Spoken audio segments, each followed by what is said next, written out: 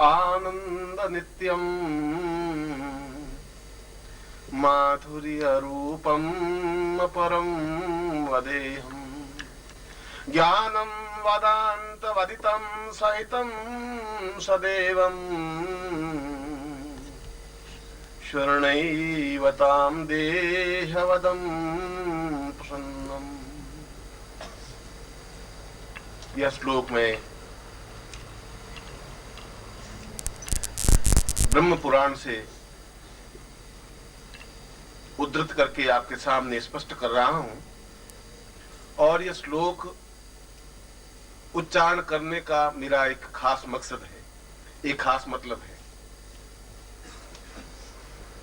और यह मतलब और तात्पर्य यह है कि मैंने इस श्लोक का चयन ब्रह्मोपनिषद से किया है। ब्रह्मोपनिषद का तात्पर्य है जो ब्रह्मा ने अपने मुंह से उच्चरित किए, और हमारे 3 प्रधान देवताओं में सबसे पहले ब्रह्मा का नाम उच्चरित होता है, जिनके 4 मुंह हैं और चारों मुंह से चारों वेदों की रचना हुई है। और इस श्लोक में ब्रह्मा ने स्वर्ण देहा अप्सरा का आह्वान करते हुए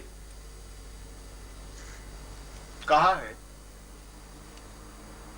कि जीवन का आधार आनंद है, जीवन का आनंद सौभाग्य है, जीवन का सौभाग्य पूर्णता प्राप्त करना है, और जीवन की पूर्णता प्रत्येक व्यक्ति की आकांक्षा है। और यह पूर्णता, यह सौभाग्य, यह जीवन का चिंतन और यह जीवन का आनंद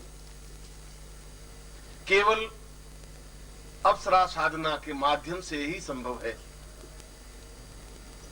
और इसीलिए ब्रह्मा इस उपनिषद के श्लोक के माध्यम से कह रहे हैं कि मैं जीवन की पूर्णता और जीवन के आनंद प्राप्ति के लिए स्वर्ण देह अप्सरा को सिद्ध कर रहा हूं, उसका आह्वान कर रहा हूं, जिससे कि मेरे जीवन में पूर्णता प्राप्त हो।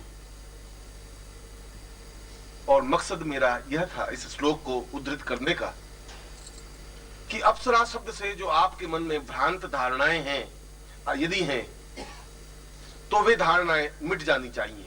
अपनी बात प्रारंभ करने से पूर्व मैं आपके दिमाग को व्यवस्थित कर देना चाहता हूं कि यदि ब्रह्मा जैसा देवता भी अप्सरा का प्रयोग करता है, अप्सरा का उच्चारण करता है, अप्सरा को संबोधित करता है, अप्सरा का आह्वान करता है, तो निश्चय ही किसी प्रकार का उसके आह्वान में, उसकी पूजा में, उसकी साधना में, उसके निमंत्रण में कोई दोष नहीं है, कोई भोग की बात नहीं है, किसी प्रकार की आकांक्षा की बात नहीं है। जीवन में पूर्णता, क्योंकि व्यक्ति स्वयं अर्ध नारीश्वर है, और नारीश्वर का मतलब है आधा शरीर। वो जो शरीर है उसके पास वह केवल आधा भाग है, और आधा भाग अपने आप में पूर्ण नहीं हो सकता। इसलिए ब्रह्मा भी पूर्ण नहीं है, इसलिए विष्णु भी पूर्ण नहीं है, क्योंकि उन्होंने अपने आधे भाग को लेकर के ही जीवन को संचालित किया।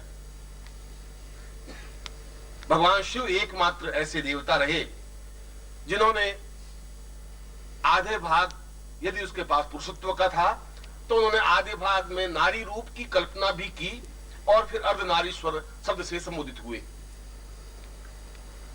इसलिए अप्सरा की साधना करना, अप्सरा को आह्वान करना किसी प्रकार की व्यभिचार या किसी प्रकार का दोष या किसी प्रकार की न्यूनता नहीं है। मैं एक देवता नहीं और 20 उपनिषदों के उद्धरण आपके सामने व्यक्त कर सकता हूं, और वशिष्ठ से लगा करके अत्रि तक और पुलस्त से लगा करके कणाद तक सभी ऋषियों ने और सभी महर्षियों ने यदि अप्सरा साधना को प्राधान्यता दी है, तो उनके देने के पीछे अभिष्ट लक्ष्य यह था कि जीवन में एक आनंद की अनुभूति हो सके। देह सुख की अनुभूति के लिए साधना नहीं की, क्योंकि अप्सरा साधना करने से गृहस्थ में कोई न्यूनता नहीं आ सकती। अप्सरा कोई पत्नी का स्थान ग्रहण नहीं कर सकती, अप्सरा कोई बहन का स्थान ग्रहण नहीं कर सकती, अप्सरा कोई पुत्री का स्थान ग्रहण नहीं कर सकती।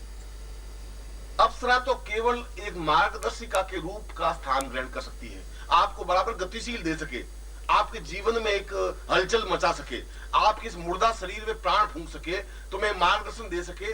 जहां तुम उलझ जाओ, जहां तुम्हारी परेशानी आ जाए, जहां तुम्हारी बाधाएं आ जाएं, जहां तुम्हें कोई रास्ता नहीं सूझ रहा हो, वहां तुम्हें रास्ता बता सके। इसीलिए अप्सरा को 4 रूपों में स्पष्ट कहा है कि अप्सरा साधना से, अप्सरा जब भोजन कराती है तो बिल्कुल मां की तरह बन करके भोजन कराती है। मात्रवत भोजन ही च अप्सराम वाम प्रजायते। जैसे मां अपने पुत्र को अत्यंत प्यार के साथ भोजन कराती है, ठीक उसी रूप में वह साधक को भोजन कराती है और प्रेमिका के रूप में उसको आनंद प्रदान करती है। और यहां मैं शब्द, जहां प्रेम और प्रेमिका शब्द का या प्रेमी शब्द का उद्धरण कर रहा हूं, वो आज के इस घिसे पिटे शब्द का मैं उच्चारण नहीं कर रहा हूं। यदि मेरे पुरुष मित्र हो सकते हैं और उसमें कोई दोष नहीं है, तो स्त्री भी मेरी मित्र हो सकती है। ये तो तुम्हारी आंखों में वासना है कि तुम उसको किस रूप में देखते हो, ये तुम्हारे आंख की न्यूनता है, उसके शरीर की कोई न्यूनता नहीं है। यदि मेरे 10 मित्र हैं और पुरुष मित्र हैं और उसमें अगर किसी प्रकार की अड़चन नहीं है, कोई बाधा नहीं है, अगर मैं उससे बात करता हूं तो मैं किसी प्रकार से शरीर मेरा न्यून नहीं बन जाता या कमजोर नहीं बन जाता या कोई गड़बड़ी पैदा नहीं होती, तो अगर 10 स्त्री मित्र हैं तब भी कोई न्यूनता नहीं बन सकती। जिस प्रकार से पुरुषों के साथ व्यवहार करता हूं उसी प्रकार से स्त्रियों के साथ भी व्यवहार कर सकता हूं। इसलिए जीवन में आनंद भौतिक सुखों से प्राप्त नहीं हो सकता। पंखा लगने से आनंद नहीं मिल सकता, सुख मिल सकता है।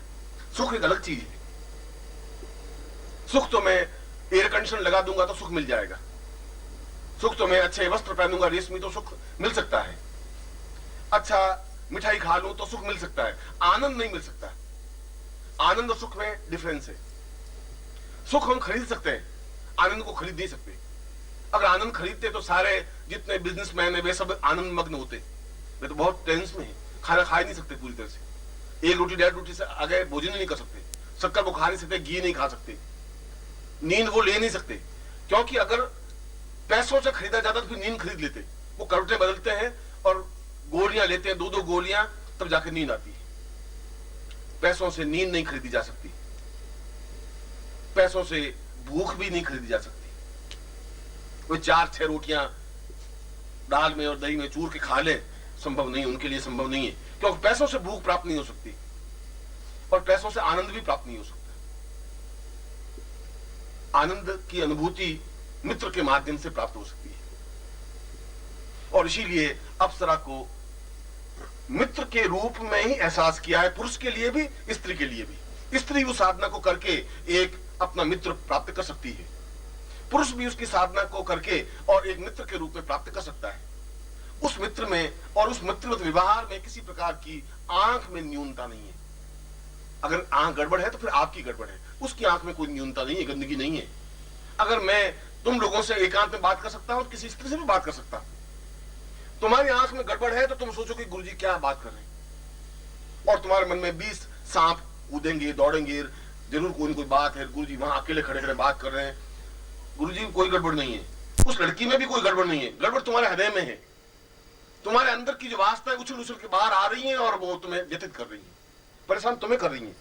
उसको बेचारे को पता ही नहीं वो बात, वो तो सीधी साधी बात कर रहा है, वो पूछ रही है, वो जवाब दे रहा है। एकांत है तो उसमें क्या आपत्ति होगी? एकांत में बात करने से, कमरा बंद करके बात करने से क्या फर्क पड़ जाएगा? तुम्हारे मन में जो संशय है, तुम्हारे मन में जो तर्क है, कुतर्क है, तुम्हारे मन की जो गंदगी है, वो तुम्हारी खुद की संपत्ति है, जिसको उछल करके तुम बाहर ले आते हो। दोष तुम दूसरों को देते हो, क्योंकि दूसरों को दोष देने में एक आनंद की अनुभूति, सुख की अनुभूति होती है। सुख व्यक्ति प्राप्त करता है दूसरों की आलोचना करके।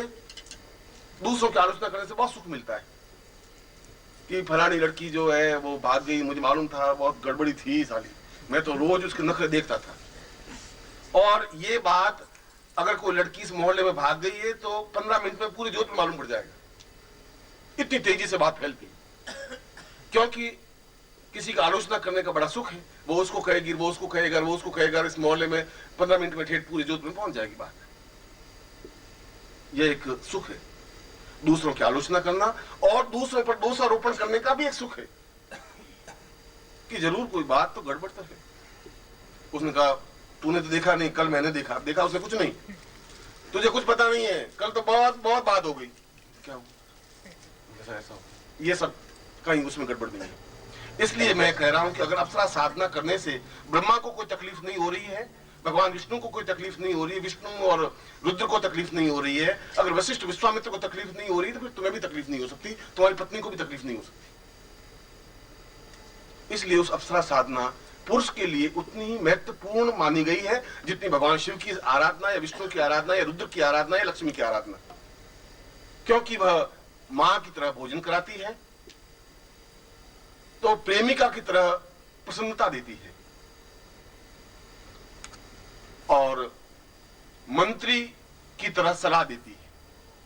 राजाओं के यहाँ मंत्री होते थे, वो सलाह देते थे कि ये काम उचित नहीं है, ऐसा काम उचित है। आज भी पीए होते हैं जो बताते हैं कि ये आपको ऐसा करना चाहिए, ऐसा नहीं करना चाहिए, और जहां भी हम उलझ जाएं वो गाइड करती है, ये ठीक नहीं है, यूं आपको करना चाहिए, ये इस गुत्थी को इस प्रकार सुलझाना चाहिए।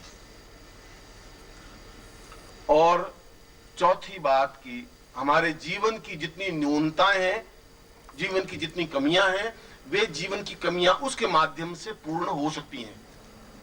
हमारे जीवन में सैकड़ों कमियां हो सकती हैं, इसलिए कमियां हो सकती हैं कि वो खुद आपकी संपत्ति है।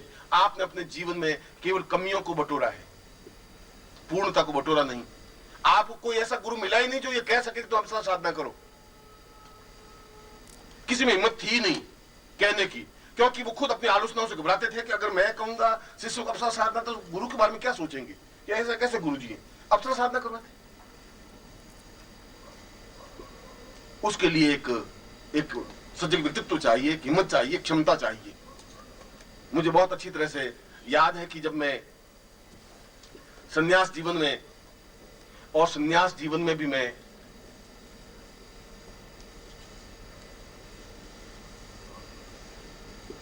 आपके सामने में अगर गृहस्थ जीवन में हूं और गृहस्थ जीवन में रह करके अगर मैंने अप्सरा साधना की है तो मेरी पत्नी को कोई आपत्ति आलोचना नहीं हुई, और मैं इस समय भी अपने दोनों हाथ उठा करके पूर्ण ईश्वर को साक्षी करके कह सकता हूं कि मैं पूर्णतः एकनिष्ठ रहा हूं। इस बात का मुझे गर्व है। यद्यपि एक अप्सरा साधना नहीं, 108 अप्सरा साधना जीवन में की, प्रत्यक्ष किया, और उनसे आज भी 10 मिनट 15 मिनट 2 घंटे बात करने में मुझे कोई संकोच है नहीं। मैं उससे मेरे जीवन में कोई व्यतिक्रम नहीं आया, मेरे परिवार में कोई व्यतिक्रम नहीं आया, मेरे गृहस्थ जीवन में कोई न्यूनता नहीं है, मेरे आंख में कहीं गंदगी की कोई लाइन लिखी हुई नहीं है। इसलिए नहीं है कि जो तीक्ष्ण पर्सनालिटी, तीक्ष्ण व्यक्तित्व होता है वो घबराता नहीं है, विचलित नहीं होता है अपनी बात को कहने में, अपने शिष्यों के पास, और अपनी बात को उतारने में भी। और संन्यास जीवन में भी मैं घिसा पिटा सन्यासी रहा नहीं। मैं सारी बात आपके पृष्ठभूमि को स्पष्ट, क्योंकि आप जब घर जाएंगे तो लोग पूछेंगे कि आप अप्सरा साधना करने गए थे, अब यही रह गया बाकी। इसलिए मैं आपको ये बात स्पष्ट कर देना चाहता हूं, क्योंकि उनकी आंख की गंदगी तो मैं सारे शरीर को गंदा कर देगी तुम्हारे। वो कहेंगे कि पहली बार सुना, ऐसे कैसे गुरुजी तुम्हारे अप्सराएं साधना करवा रहे, कितनी अप्सराएं आई भैया, अब तुम क्या जवाब दोगे? इसलिए मैं उस समय भी संन्यास जीवन में था तो मैं घिसा पिटा सन्यासी रहा नहीं। एक हाथ में मेरे कमंडल था, एक हाथ में कैमरा था, और सन्यासी वहां हिमालय के सन्यासी एकत्र होकर के ये कहा कि ये सन्यास धर्म के विपरीत है, कैमरा नहीं हो सकता सन्यासी के पास। मैंने कहा कैमरे से मेरा सन्यास धर्म खंडित कहां होता है? कैमरा अगर मैं लटका देता हूं और हिमालय के अच्छे चित्र खींच लेता हूं तो इससे मेरा सन्यास धर्म कहां खंडित हो गया, मेरी साधना कहां खंडित हो गई? उनका नहीं, ऐसा तो हो ही नहीं सकता। मैं क्यों नहीं हो सकता? अगर मैं कमंडल नीचे रख करके 4 चित्र हिमालय के खींच लेता हूं और सूर्योदय के खींच लेता हूं तो कहां मेरी साधना में न्यूनता आती है? मगर उनके गले बात उतर नहीं रही थी। और जब साधनाओं की पूर्णता करके, ब्रह्म साधना संपन्न करके जब सिद्धाश्रम में गया तो उस समय सिद्धाश्रम एक शमशान की तरह था। शमशान की तरह का मतलब यौन, कोई आवाज नहीं, कोई हलचल नहीं, कोई चेतना नहीं। बस वो सन्यासी बैठे लंगोट लगाए हुए, आंख बंद किए, 2 साल से साधना कर रहे हैं, आंख बंद किए ध्यान लगा रहे हैं। कोई 3 साल से समाधि है, किसी की 5 साल से समाधि है। हमने कहा इस जगह अपन जिंदा नहीं रह सकते। ये आंख बंद करके 3-3 साल 2-2 साल अपन नहीं बैठ सकते, ये संभव नहीं है, ये उचित नहीं है। ये सिद्धि योगा झील है, इतनी सुंदर स्फटिक की नावें हैं। ये सिद्धि योगा झील में स्नान करने का एक आनंद है, एक तृप्ति है, एक संगीत है। ये सब ये कैसे होगा? वहां पर मैं तो नया नया गया था। ओम परम तत्वाय नारायणाय गुरुभ्यो नमः। ओम ह्रीं मम प्राण देह रोम प्रतिरोम चैतन्य जाग्रय ह्रीं ओम नमः।